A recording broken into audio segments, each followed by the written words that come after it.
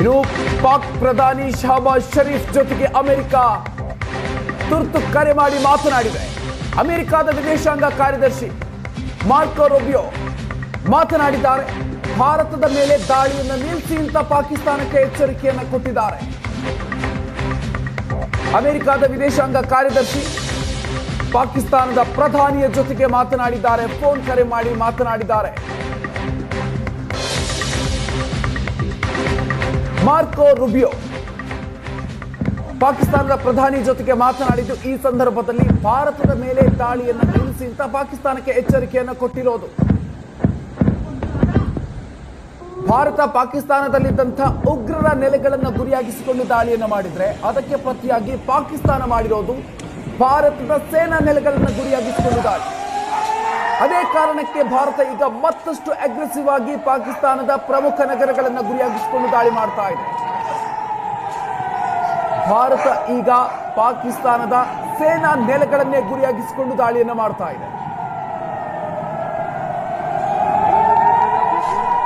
ಯಾಕಂತಂದ್ರೆ ಪಾಕಿಸ್ತಾನ ಭಾರತ ನಡೆಸಿರುವಂತಹ ಉಗ್ರರ ನೆಲೆಗಳ ಮೇಲೆ ನಡೆಸಿರುವಂತಹ ದಾಳಿಗೆ ಪ್ರತಿಯಾಗಿ ಪಾಕಿಸ್ತಾನ ಗುರಿ ಮಾಡಿದ್ದು ಭಾರತದ ಸೇನಾ ನೆಲೆಗಳನ್ನು.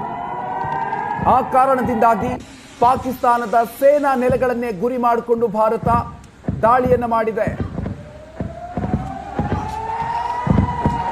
ಭಾರತದ ಈ ದಾಳಿಗೆ ಪಾಕಿಸ್ತಾನ ಅಕ್ಷರಶಃ ಪತರಗುಟ್ಟಿ ಹೋಗಿದೆ.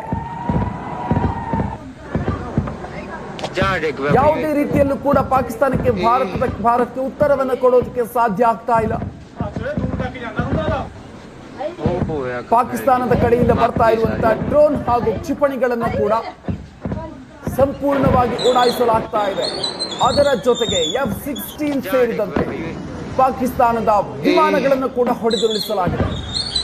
5 ವಿಮಾನಗಳನ್ನು ಹೊಡೆದುರುಳಿಸಲಾಗಿದೆ ಅಂತ ಮಾಹಿತಿಗಳು ಬರ್ತಿರೋದು.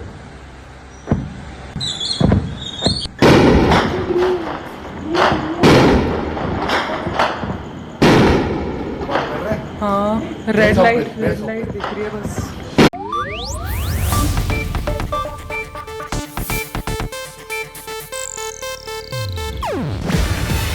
ಇದು ಏಷ್ಯಾನೆಟ್ ನ್ಯೂಸ್ ನೆಟ್ವರ್ಕ್ ಪ್ರಸ್ತುತಿ.